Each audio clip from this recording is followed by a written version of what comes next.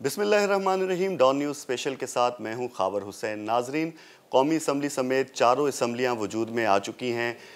एक तरफ सियासी जमातें, मुख्तलिफ सियासी जमातें सरापा एहतजाज हैं 2024 के इंतखाबात में होने वाली धांधली के ख़िलाफ़। एक तरफ मुल्क में महंगाई का तूफ़ान है तो दूसरी जानिब मुआशी सूरत हाल भी इंतहाई ख़राब है।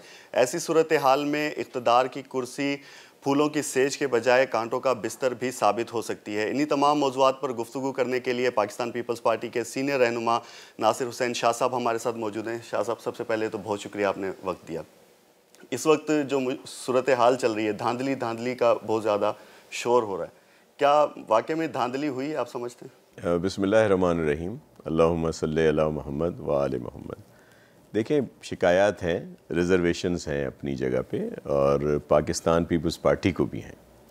लेकिन अब ये इस तरह की सूरत हाल हो गई, क्राइसिस की सिचुएशन है इस वक्त पार्लिमानी निज़ाम में, और अब इसको आगे चलना चाहिए। पाकिस्तान पीपल्स पार्टी हमेशा जमहूरियत की बात करती है, पार्लियामेंट की बात करती है, और हमेशा 2008 से लेके आपने देखा कि तमाम मुश्किलात के बावजूद फिर पीपल्स पार्टी को गवर्नमेंट मिली। 2013 भी आरओ इलेक्शन थे, 2018 आरटीएस के इलेक्शन थे, ये भी, इसमें भी उस दिन इंटरनेट बंद था, दीगर चीज़ें थीं, फिर बहुत सी जगहों से शिकायत हैं। लेकिन अब इसका हल ये है कि एक सिस्टम शुरू हो, और जो ट्रिब्यूनल्स बन गए हैं, अगर किसी के पास फॉर्म 45 है और वो मैच नहीं कर रहे हैं रिज़ल्ट से, तो वो वहाँ पे रुजू कर सकता है।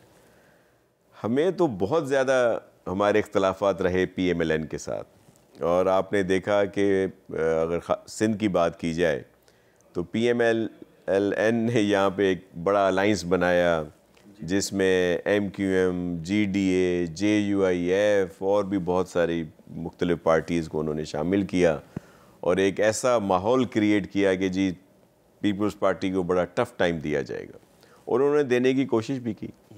लेकिन जो यहाँ पे पाकिस्तान पीपल्स पार्टी की कारकर्दगी रही, चेयरमैन बिलावल भुट्टो ज़रदारी साहब के विज़न के मुताबिक सीएम मुराद अली शाह साहब या उनकी टीम ने जो काम किया, तो उसका आपने सिला देखा कि एक तो बल्दियाती इंतखाबात में मिला, फिर अब हमने 2008, 2013, 2018 से भी ज़्यादा नशिस्तें सिंध में हमें मिली।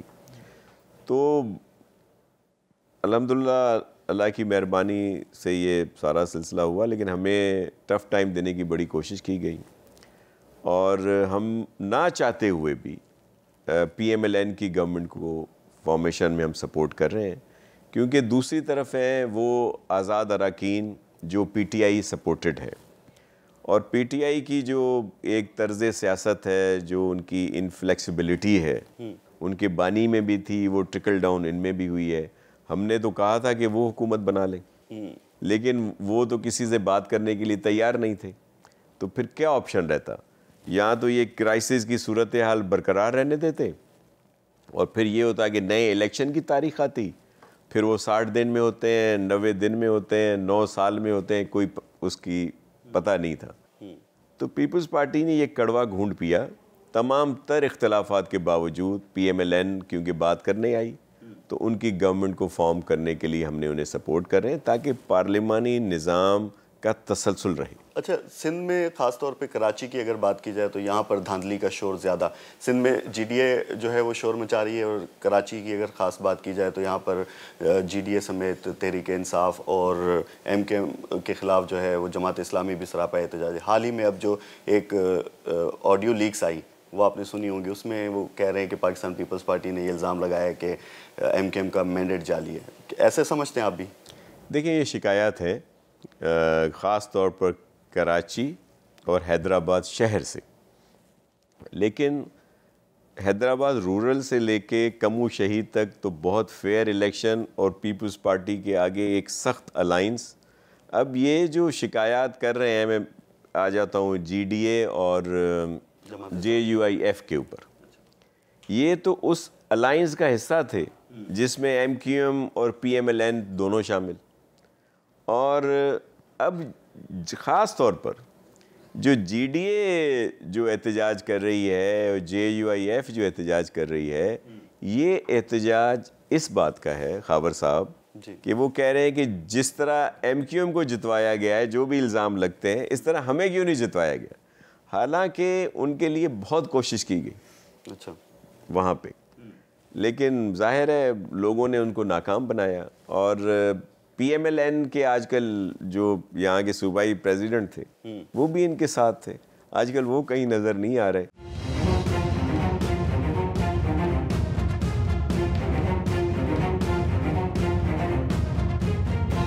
ऑडियो लीक्स के हवाले से जो बात हुई, क्या पीपल्स पार्टी ने बात की है नून लीग से इस तरह की कि इनका 100% मैंडेट जाली है? जी मुझे इसका इल्म नहीं है, ये लीडरशिप की अगर कोई बात हुई होगी तो हो सकता है उन्होंने की हो, लेकिन मुझे नहीं इसका। आप समझते हैं जाली है या आप समझते हैं कि MQM का? देखिए इल्ज़ामात यहाँ पे हैं और लेकिन मैं उसकी कोई वो नहीं बात कर सकता, हतमी बात नहीं कर सकता मैं, क्योंकि यहाँ पे था नहीं मैं। अच्छा, अब हुकूमत वजूद में आ गई है, चैलेंजेस आपके सामने हैं, मईशत जो है वो लड़खड़ा रही है, इसी तरह से महंगाई का एक तूफ़ान है, ऐसे में ये मखलूत हुकूमत आप समझते हैं कि किस तरह से डिलीवर कर पाएगी आवाम को? बहुत मुश्किल हालात है, गवर्नमेंट जो है वो आसान नहीं है, इसीलिए हमने तो कहा था कि आप ये जो आज़ाद अरकान है PTI के जो रिलेटेड हैं आप उनको गवर्नमेंट दें। मैं एक सियासी वर्कर हूँ, मैं तो ये चाहता हूँ कि अगर उनको गवर्नमेंट मिल जाती तो ये बुखार भी उतर जाता है जो ये निकला हुआ है कि जी PTI, क्योंकि PTI ने अपने दौर में तो कोई डिलीवर नहीं किया, बल्कि उनके टाइम पे जो भी बाई इलेक्शंस होते थे 80% उन्होंने सारे लूज़ किए हैं। तो एक तो हल ये था, लेकिन जो PTI की वो है इनफ्लेक्सिबिलिटी, वो किसी से बात करना नहीं चाहते, तो अब यही है कि मुल्क की बेहतरी के लिए PMLN की गवर्नमेंट को सपोर्ट करनी चाहिए। हालात बहुत मुश्किल हैं और मुआशी तौर पर भी और बैन अल-अक़वामी तौर पर भी, इसलिए मुल्क को बेहतर करने के लिए और ख़ास तौर पर जो आम पाकिस्तानी इस वक्त अज़ियत में मुब्तला है, जो महंगाई है, बेरोज़गारी है, फिर दहशतगर्दी की लहर है, अब इन चीज़ों को जो है फेस करना है और ख़त्म करना है। अगर ये हुकूमत नाकाम होती है, शुरू के 1-1.5 साल में पता चल जाएगा कि किस तरफ डायरेक्शन क्या है, तो क्या साथ देंगे, आखिर तक निभाएंगे या फिर कश्ती? देखिए पाकिस्तान पीपल्स पार्टी पार्लिमानी निज़ाम को बचाने के लिए, जमहूरियत के लिए सब कुर्बानियाँ देती है। खावर साहब आपको याद होगा कि 2013 में जब नून लीग की गवर्नमेंट थी तो सबसे ज़्यादा केसेस पाकिस्तान पीपल्स पार्टी की लीडरशिप पे थे और बड़ा सख्त वक्त था, लेकिन उसके बावजूद जब खान साहब ने धरना सियासत शुरू की, वो एम्पायर की उंगली की बात करते थे, तो पीपल्स पार्टी ही PMLN की सपोर्ट में खड़ी हुई। हालांकि वो बहुत अच्छा वक्त था, सब कहते थे कि भाई आप इनसे, और उनको दूसरी सपोर्ट भी बहुत थी उस वक्त, आपको इल्म में है कि PTI को बहुत जो अहम कॉरिडोर्स थे वहाँ पे सपोर्ट भी मिली, फिर उसी लिहाज से 2018 में उनको लाया भी गया। लेकिन पीपल्स पार्टी जमहूरियत की बात करती है और अपने मुल्क की बात करती है। हम मुल्क की सालमियत के लिए हर कुर्बानी देने के लिए तैयार हैं। अब भी हमने गैर मशरूत तौर पर PMLN की गवर्नमेंट को सपोर्ट किया, हम किसी एग्जीक्यूटिव उसमें नहीं आ रहे, कैबिनेट में नहीं आ रहे, दीगर उसमें नहीं आ रहे। आइनी ओहदों के लिए ज़रूर हम पॉलिटिकल पार्टी है उनके लिए हमने कहा है, उसमें इस वजह से भी कहा है कि हम नंबर्स में भी कुछ हैं। सिंध पूरे मुल्क में चारों सूबाई असम्बलियों में पाकिस्तान पीपल्स पार्टी की इस वक्त नुमाइंदगी है, इसी तरह कौमी असम्बली में भी है, सेनेट में भी है, तो हम बिल्कुल उसके लिए तो हमने मांगे है सदारत का जो ओहदा है, लेकिन एग्जीक्यूटिव जो है कैबिनेट या दीगर उसमें हम हिस्सा नहीं ले रहे। और इसके साथ साथ हमने ये भी कहा है कि हम PMLN की गवर्नमेंट को ब्लैकमेल नहीं करेंगे, मुल्क की बेहतरी के लिए उनकी सब चीज़ों की सपोर्ट करेंगे, माँ सिवाय उनके हमें रिजर्वेशंस होंगी जो हमारे मंशूर से कंट्राडिक्ट करेंगी या उसके अगेंस्ट आएगी तो उस पर हमारी रिजर्वेशन है। अच्छा, निगरान हुकूमत के दौर में सिंध के तकरीबन 56 से ज़ायद बड़े मंसूबे जो थे उन्होंने वो कट कर दिए, वफाकी जो तरक्याती मंसूबे थे एनुअल डेवलपमेंट के, तो वो अब मुतालबा करेंगे कि दोबारा इस गवर्नमेंट में रखे जाएं जिसमें कराची को पानी सप्लाई करने का मंसूबा भी शामिल था। देखिए जो केयर टेकर गवर्नमेंट थी उनका एक लिमिटेड मैंडेट था, लेकिन उसके अलावा उनको कुछ मैंडेट दिया गया था। लेकिन वो मैंडेट क्या था? वो मैंडेट ये था कि मुआशी तौर पर जो हमारी इश्यूज़ चल रहे हैं उनका तसलसल रहे, तो ये उनको एक्स्ट्रा मैंडेट था। अदरवाइज जो भी केयरटेकर गवर्नमेंट के फैसले जो हैं, अगर वो हमारे बजट जो हमने पास करके गए थे या हमारे मंशूर से उनका थोड़ा सा भी 19-20 होगी तो हम तो जाहिर है अपने तौर पर करेंगे। ग्रेटर थल कैनाल की भी मंजूरी उन्होंने दी, जो कि सिंध हमेशा उसकी मुखालफत करता रहा है, और सिंध का पानी जो है वो थल कैनाल के ज़रिए, तो उसकी भी वो भी आप मुतालबा करेंगे कि रिवर्स हो? सिंध के अगेंस्ट अगर कोई इस तरह का प्रोजेक्ट होगा, और जाहिर है अगर सिंध के अगेंस्ट है तो हम पाकिस्तान के अगेंस्ट समझते हैं, और क्योंकि उससे एक इंतशार की कैफियत पैदा होती है। इस तरह की कोई भी चीज़ें होंगी उनको अनड्यू करेंगे। ठीक है जी। साबिक सूबाई वज़ीर नासिर हुसैन शाह हैं हमारे साथ, उनसे गुफ्तगू का सिलसिला जारी है। यहाँ पे छोटा सा ब्रेक लेते हैं, ब्रेक के बाद आएंगे तो सिंध की सियासी सूरत हाल पर इनसे गुफ्तगू करेंगे।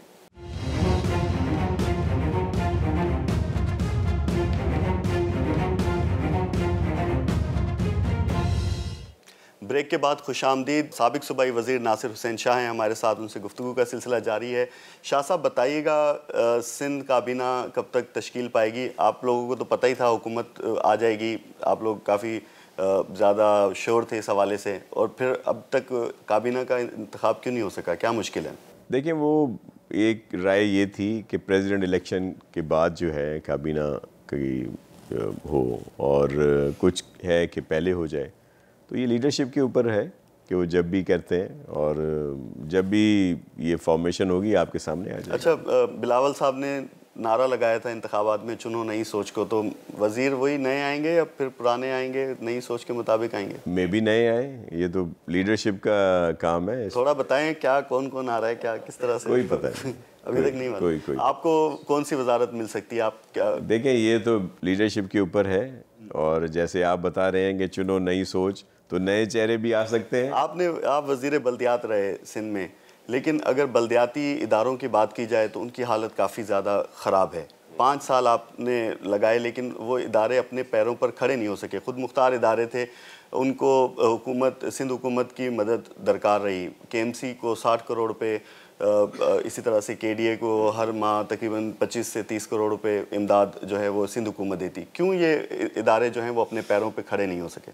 देखिए, असल तो इनको अपने सेल्फ सफिशेंट होना चाहिए, अपना उस पे आना चाहिए, लेकिन अलमिया है कि वो उस तरह से काम नहीं होता, तो फिर सिंध गवर्नमेंट को इनको सपोर्ट देनी पड़ती है, बहुत सारे इदारों को। तो हम पूरी कोशिश कर रहे हैं कि वो अपने पैरों पे खड़े हों, और उनको बेहतरी की तरफ भी काफ़ी सपोर्ट दी गई सिंध गवर्नमेंट की तरफ से। और आपके इल्म में होगा कि लास्ट टाइम इलेक्शन के बाद PFC भी हमने यहाँ पे बनाया है, जिसका भी अभी पूरा प्रोसेस है, तो मे बी उसके बाद ये मज़ीद बेहतर हो जाए। अच्छा शाह साहब, 5 साल काफ़ी होते हैं टाइम, अगर बेहतरी लाना चाहता है इंसान तो कर सकता है। अभी निगरान हुकूमत के अगर 6 माह की बात की जाए तो उन्होंने 6 माह में जो रेवेन्यू के मिनिस्टर थे उन्होंने पूरा रेवेन्यू का सिस्टम जो है वो कंप्यूटराइज़ किया है, उसको ऑनलाइन कर दिया ताकि आवाम को परेशानी ना हो, दफातर के धक्के ना खाने पड़े। वो ऑनलाइन अपने जो भी रजिस्ट्रेशन सर्टिफिकेट हैं, उसके अलावा प्रॉपर्टी टैक्स, सब कुछ वो अपने ऑनलाइन कर सकते हैं। क्यों सिंध हुकूमत 15 साल से सिंध में थी, बल्दियाती इदारों को इस तरह से नहीं किया कि आवाम को सहूलत हो सके? क्यों आवाम को धक्के खाने पड़ते हैं दफातर में जाके? देखिए, जो रेवेन्यू की जो आपने बात की, ये प्रोसेस भी पीपल्स पार्टी की गवर्नमेंट में शुरू हुआ था, पूरा जो सेटअप था, और वो आखिरी मरहल में था। इसलिए जो आप जैसे कह रहे हैं कि केयर टेकर ने उसमें कोई रोल अदा किया, तो अच्छी बात है। और लेकिन ये पीपल्स पार्टी का ही वो प्रोजेक्ट था जो आखिरी मरहल में था। लोकल गवर्नमेंट में भी हमने सारी चीज़ें जो हैं ऑनलाइन की हैं। बहुत सारे ख़ास तौर पर ये जो सर्टिफिकेट्स होते हैं UCs में, बर्थ सर्टिफिकेट हुआ, डेथ सर्टिफिकेट हुआ, मैरिज के हुए, वो मोस्टली जो है वो ऑनलाइन हो गए। अब वो कहीं पे वो लोग उसमें प्रोसेस को करते हैं अडॉप्ट, कहीं पे नहीं कर रहे। इस तरह और बहुत सारी चीज़ें जो हैं। देखें, मैं आपको बताऊं, ये एक तासुर है जो सिंध गवर्नमेंट के लिए दिया जाता है कि जी पाकिस्तान पीपल्स पार्टी की गवर्नमेंट ने सिंध का बेड़ा गर्क कर दिया 15 साल में, और ये हो गया, वो हो गया। लेकिन उसका पैमाना क्या है? उसका पैमाना है लोग। अगर सिंध के लोग पीपल्स पार्टी को इतना बैंडेड देते हैं, और ये जो जिस तरह के इलेक्शंस थे जिसमें इतना बड़ा अलाइंस बनाया गया, सबके इल्म में है कि PMLN को फुल सपोर्ट थी, और उसी सपोर्ट के तहत यहाँ भी जो अलाइंस बना जिसमें MQM, GDA, JUIF, ये सब लोग थे। तो हमें तो बड़ा टफ टाइम आना चाहिए था। लेकिन ये लोगों जो हम वहाँ पे काम करते हैं, जो लोगों के साथ राब्ता होता है या उनके मसाइल हल करते हैं या जो बेहतरी लाते हैं, ये वो है। अच्छा, उसका रिजल्ट जो काम करते हैं वो नज़र नहीं आता। जो मुखालफिन आप पे सबसे बड़ी जो तनकीद करते हैं कि कोई एक यूसी मॉडल यूसी दिखा दें, पीपल्स पार्टी जो 15 सालों में कोई एक मॉडल यूसी या एक मॉडल विलेज बनाया हो जिसे कह सकें कि इस ये हमने बना दिया है, इसमें पानी, बिजली, गैस, रोड, सड़कें, हर चीज़ सहूलियात मौजूद हैं और हम बाकी सिंध को इस तरह का बनाना। क्यों आप एक यूसी को क्यों नहीं बना सकते? देखिए, मेरे कहने का मकसद है, ये एक तो एक छोटी सी बात है ना, एक छोटा माइंड सेट की बात है। ये तो जी एक यूसी बना दें। मुखालफिन तनकीद भी यही करते हैं ना। मुखालफिन की तनकीद होती है ना, वो तो तनकीद कर तो दें। तनकीद को ख़त्म कर दें, एक बना के क्या ज़रूरत है? हम पूरे सिंध को ऐसा बना रहे हैं। हम कोई लिमिटेड अपनी सोच क्यों करेंगे जी, एक यूसी बना दें, एक टाउन बना दें, ये जी मॉडल है। वो भाई, हम पूरे सिंध को मॉडल बनाने की कोशिश कर रहे हैं। देखिए, पीपल्स पार्टी ने जो यहाँ पे काम किया, जो यहाँ पे डिलीवर किया, इंफ्रास्ट्रक्चर को बेहतर किया, हेल्थ फैसिलिटीज़ को इम्प्रूव किया, आम लोगों को अपने पैरों पे खड़ा करने की कोशिश की, दीगर चीज़ें की। ये अब इसको सिर्फ वो एक माइंड सेट है जो पीपल्स पार्टी के लिए एक मिसपरसेप्शन क्रिएट करता है कि जी ये हो गया, वो हो गया। मुझे बताएं, पूरे मुल्क में कहीं पे मुफ्त इलाज होता है? दिल का, जिगर का, कैंसर का, गुर्दों का? नहीं होता। दूसरे सूबों के लोग, हमारे भाई बहन हैं, वो यहाँ पे आके कराते हैं। और वो भी कोई एक हॉस्पिटल नहीं है, बहुत सारे हॉस्पिटल्स हैं पूरे सिंध में जहाँ पे ये हमने फैसिलिटीज़ दी है, दूसरी जगहों पे नहीं है। अच्छा, वो आ जाते हैं जी। अब मेरे सक्खर पे आ जाएं आप। सक्खर डिस्ट्रिक्ट में या शहर या जो भी उसके एरियाज़ हैं, वहाँ पे इस वक्त 5-6 यूनिवर्सिटी हमने बनाई हैं। हेल्थ की फैसिलिटीज़ को बहुत ज़्यादा अपग्रेड किया है। स्पोर्ट्स कॉम्प्लेक्स वहाँ पे बन रहा है। रोड नेटवर्क, इंफ्रास्ट्रक्चर को बेहतर किया। ज़रूर कोई ना कोई कहीं पे खामी आ जाती है। अच्छा, फिर अभी आपने देखा होगा कि जी सिंध का जो है वो जो इंडेक्स, ये नए नए सर्वे आते हैं ना कि जी उसमें तो बहुत इनकी बड़ी कारकर्दगी ख़राब, और सिंध को गुर्बत की लकीर से और नीचे ले आए और दूसरे सूबों ने बहुत कमाल कर दिया।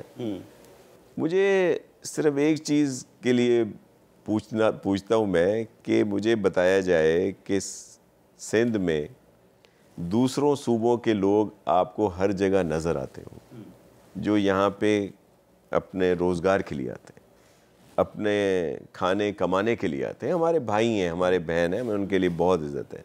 हमें सिंधी दिखा दिए जाएं जो केपी में जिसका बहुत चर्चा किया जाता है कि जी बड़ा वहाँ पे बेहतरी आई, वहाँ पे कोई काम कर रहा हो, बलूचिस्तान में कोई काम कर रहा हो, पंजाब के किसी शहर में कोई सिंधियों की बहुत बड़ी आबादी आपको नज़र आ रही होगी। सिंध में तो आपको पंजाबी भी सबसे ज़्यादा नज़र आते होंगे, पठान भी नज़र आते होंगे, बलोच भी नज़र आते होंगे, दीगर इलाकों से। वो रोज़गार हालात अच्छे हैं तो यहाँ आते हैं ना। लेकिन परसेप्शन वो जो टीवी पे आप लोग पेश करते हैं, माजरत के साथ, नहीं सर, वो जो सुकरात बुकरात आके इस तरह की जो बातें करते हैं, और फिर लेकिन अच्छा, जो लाहौर में बैठ के बातें कर रहा है वो तो चलो ठीक है। मैं सांगड़ से मेरा ताल्लुक है, मैं सिंध में रहता हूँ, मैं देखता हूँ अस्पतालों की सूरत हाल सिंध में क्या है। 3-4 अस्पतालों के जिनके आप सबसे ज़्यादा कैश करते हैं नाम। जिना अस्पताल की हालत आपको ये पता है कि वहाँ पे डॉक्टर्स नहीं है, वहाँ पर पीजीज और एचओज जो हैं वो इलाज कर रहे हैं क्योंकि भर्तियाँ नहीं हो रही हैं वहाँ पे। वो विफाक का और सूबे का था, सबसे ज़्यादा कैश करती है ना सिंध हुकूमत के। हमने जिना पे इतना खर्चा किया, वहाँ पे डेथ रेशो पता है आपको कितना है?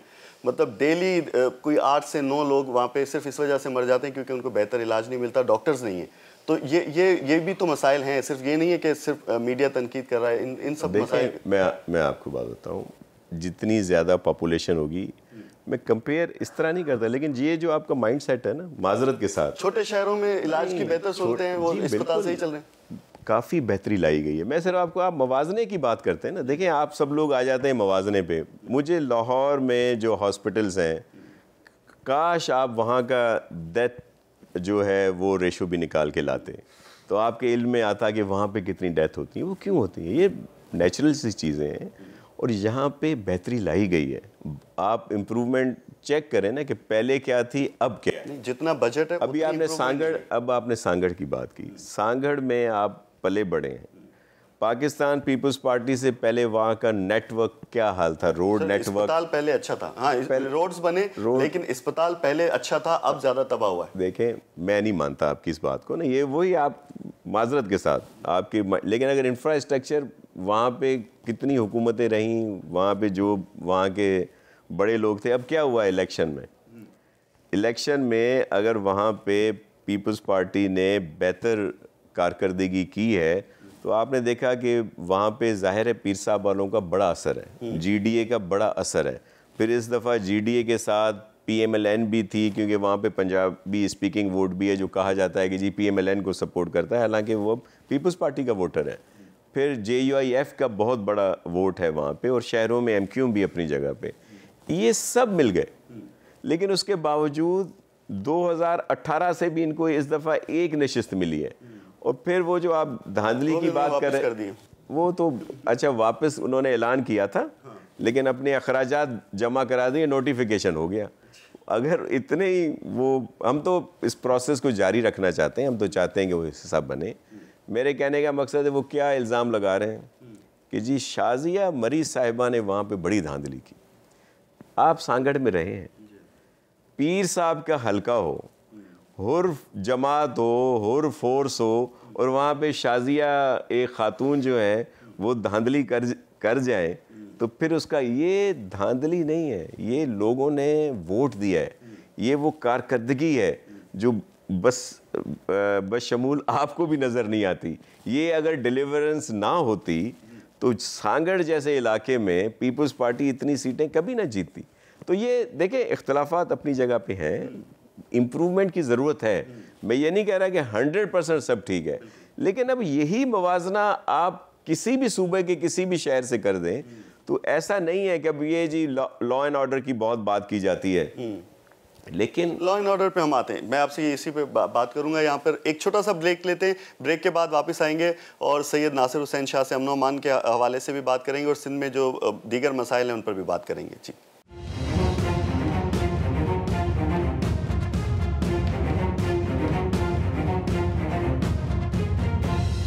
ब्रेक के बाद खुशामदीद। साबिक सूबाई वज़ीर नासिर हुसैन शाह हैं हमारे साथ, उनसे गुफ्तगू का सिलसिला जारी है। सर, अमन व अमान के हवाले से अभी वज़ीर आला ने जो स्पीच की, उन्होंने भी अपना पहली तरजीह जो रखी वो अमन व अमान के हवाले से रखी। 15 साल से सर हुकूमत है, ना कच्चे के डाकू कंट्रोल में हुए, ना सिंध शहरों के जो डकैत हैं वो काबू में आ रहे हैं। क्या वजह है, क्या नाकामी किस वजह से हो रही है? देखें, शहरों में और जो यहाँ पे हालात थे 15 साल की, जैसे आपने बात की, तो आपको ये भी याद होगा, लेकिन आपकी उम्र बहुत छोटी है, कि यहाँ पे कॉन्वाय सिस्टम होता था, जो अगर बाकी जो भी डिस्ट्रिक्ट है, जी बिल्कुल ऐसे था, कि आप मूव नहीं कर सकते थे। हालांकि वो मुशर्रफ साहब का ज़माना था और आपके इल्म में है कि बड़ा सख्त जो भी सिलसिला रहा, लेकिन उसके बावजूद कॉन्वाय सिस्टम होता था। मैं 2 टेन्योर डिस्ट्रिक्ट नाजिम रहा हूँ, लेकिन मैं भी, हालांकि पूरा सिक्योरिटी होती थी, सब कुछ होता था, लेकिन हमें भी कॉन्वाय का वेट करना पड़ता था एक डिस्ट्रिक्ट से दूसरे डिस्ट्रिक्ट जाने के लिए, या आप उसमें, और शहरों के हालात आपके इल्म में थे कि यहाँ पे क्या सिचुएशन थी। ये पाकिस्तान पीपल्स पार्टी की गवर्नमेंट जब आई और सिंध हुकूमत ने ये जो अमन यहाँ पे लाए, जिसमें बहुत सारी कुर्बानियाँ दी गई, जिसमें सिंध पुलिस की सबसे ज़्यादा कुर्बानी है, फिर रेंजर्स की, पाक फ़ौज की, और फिर हमारे यहाँ के जो सूबे के रहने वाले हैं उनकी जानें भी गई। उसके बावजूद बाद ये इतना बड़ा अमन जो है वो आया। अब ये जो सिचुएशन, पहले शहरों की बात कर लेते हैं ना, ये जो इस तरह की वारदातें होती हैं ये नहीं होनी चाहिए। ये इनको कोई वो नहीं कह सकता कि ये हों या कि जस्टिफाई नहीं, एक भी नहीं होनी चाहिए। लेकिन अगर आप मवाजना करेंगे तो ज़मीन आसमान का फ़र्क है। जो अगर कुछ साल पहले की जो सूरत हाल थी लॉ एंड ऑर्डर की और जो अब है, आ जाए आप कच्चे के एरिया की तरफ आ जाते हैं, वहाँ पे एक जगह इशू अपनी जगह पे है, लेकिन ओवरऑल बहुत बेहतरी आई है। जैसे ये था कि जी लोग 20-20, 30-30 लोग उठाए जाते थे, किडनैप किए जाते थे, अब वो बॉबी ट्रैप पे आ गए।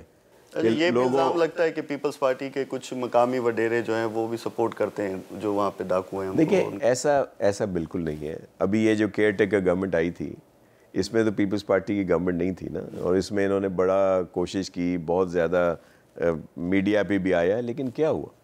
देखिए, पीपल्स पार्टी की जो लीडरशिप है, चेयरमैन बिलावल भुट्टो जरदारी साहब हों, प्रेसिडेंट आसिफ अली जरदारी साहब हों, अदी फरियाल टालपुर साहिब हैं, ये इन चीज़ों को सख्त नापसंद करते हैं। अगर हमारे कोई भी पीपल्स पार्टी के कोई भी MNA MPA या कोई भी जो टीयर है नीचे, अगर वो कहीं पे इन्वॉल्व है ऐसी चीज़ों में, तो उनको सख्ती की जाती है। पूरी कोशिश होती है कि इनको पार्टी से अलहदा कर दिया जाए। तो इस वजह से हमारा नीचे कोई ऐसा सिलसिला नहीं है।